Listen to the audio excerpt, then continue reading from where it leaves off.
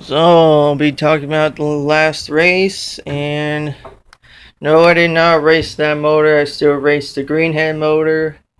And before I get to this video, I'd like to thank Travis Henry and his friend Jeffrey and their friend for taking me to the track because my dad wasn't there to help me, and his phone ain't working.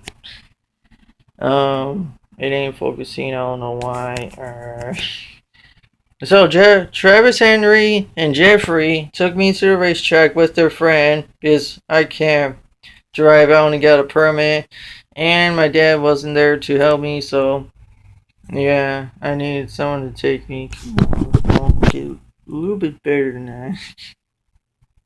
Um, and also I have to thank Josh Staley for helping me as well.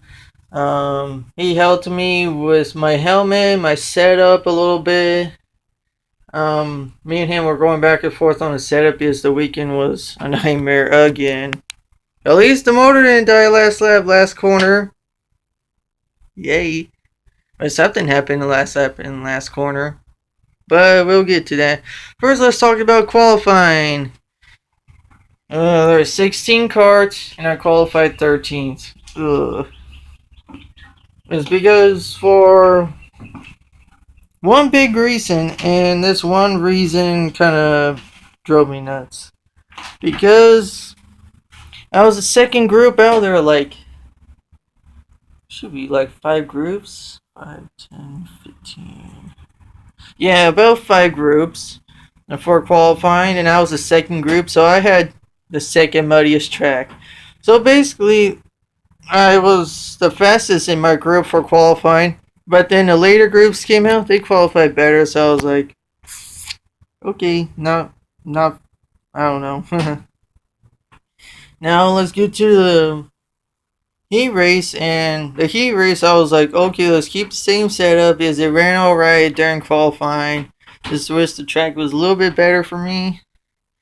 I don't know, but so there was 10 carts in the heat race this time because it's a short. There's a short amount of people this time. There's only 16, so 10 people in the heat race and 6 people in the trophy dash. And then I finished second to last. The cart, I don't know. The track was so different compared to last time, and so what happened the last time was the track was more tackier. The car was a little bit more planted. It could steer a little bit better. Now, since the track had no moisture at all, and the high line was completely muddy, so nobody could run the high line. So I was sitting duck, so went to the corner just fine. Then it would push off the exit. I was like, okay, what now? We get off the track, finish second to last, and me and Josh Daly were like, whoa, what just happened? The cart, like, you go in the corner just right, and you get off the corner and it pushes.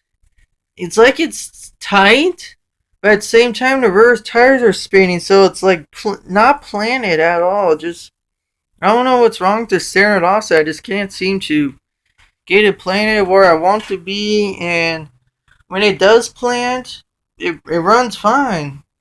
But the track was slippery and had no moisture, so I don't know. Now we get to the A main, where actually nothing happened except for one caution. That's all that happened. One caution the whole entire race. And my friend Josh Staley was all like, this track is slippery, there's no moisture, and the high line's the only lane to go. You're the sitting duck. And he calls it follow the leader. Well, I call it train racing. Basically, all you do is follow the leader, follow the person ahead of you because you cannot pass. Like, the only passes I made is like, I think I passed 1 or 2 people, and that's it. And then I got passed back by one person because someone spun out in front of me, so I had to get around him at the last lap. So, because, why not? Like, something always happens in the last lap. And, so that's it. I actually finished 13th, I think. No, 12th. Yes, it was No. If I looked at the results correctly, it's actually 11th or 12th, something around there. Because some people did not finish, and then the person who spun out in the last lap, that's kind of the only person I beat it in the last lap. And man, I don't know. So this next race, I'm gonna somehow loosen up the cart, and then at the same time tighten it up so it could be planted in the low line, and then somehow work it in the high line as well. We just gotta get this car working. And if I can't get this frame to work again for one more weekend, because this is three times I wasted a good weekend on on a good motor. So, if it happens, this weekend with my motor, I'll just be like, I think I'm done with the steering offset. Like, I just want an Area 51 frame. The frame that I talked about last year was George's cart. Area 51, 095 tubing. He bought it from QRC. His setup on it was amazing. I just want that frame. Which obviously I can't buy it from him. Buy it from QRC's factory place. And it's $1,000 or 900 to be exact, somewhat.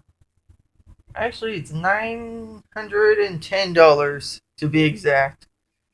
But I don't know. I just need somehow fun, get some funding going on or something to get that frame. And then once I get that frame, and within 2 weeks, I'm not going to be racing this motor. And sorry for the camera not focusing. But within 2 weeks, I'm not going to be racing this motor. I'll be racing, my sponsor's motor within 2 weeks. It won't be the Greenhead motor. It's just my sponsor says he's going to do something for me. I don't know. He says he's going to let me borrow it. And, that's all I can say. But that's it for this video. Hopefully this next race goes good. If not, then just trying to help. I don't know. Someone. Ah, dang it. I don't know. Maybe just try to find an Area 51 that's cheaper, or if QRC could give me a deal or something. Because I don't know. I'm really desperate for that frame, because I know how good that frame handles, and I know what it wants to do, and that's the frame that I really want so bad. So peace.